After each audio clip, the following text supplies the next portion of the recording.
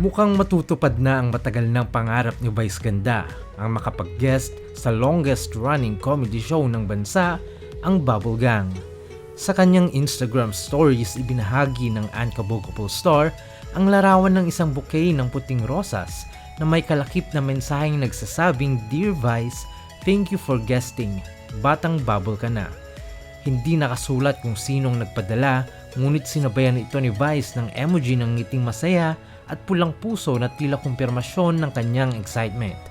Kumpirmado na rin ito ng isang executive mula sa Bubble Gang ayon sa ulat ng GMA News Online. Sinabi ng executive na oo, totoo ngang mag-guest si Vice Ganda sa programa. Matatandang sa isang panayam noong Agosto 2023, sinabi noon ni Vice na pangarap niyang makasama sa Bubble Gang at naghihintay na lamang siya ng imbitasyon at kung anong ipaggagawa sa kanya.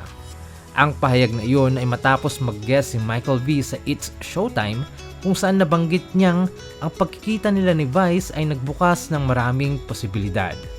Si Michael V din ang isa sa mga unang naghayag ng kagustuhan na makita si Vice sa Bubble Gang.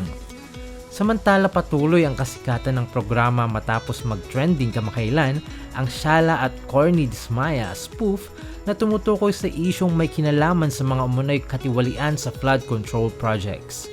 Ngayong taon, ipinagdiriwang ng Bubble Gang ang ika-30th anibersaryo nito, isang malaking milestone para sa programang nagbigay saya sa mga Pilipino sa loob ng 3 dekada.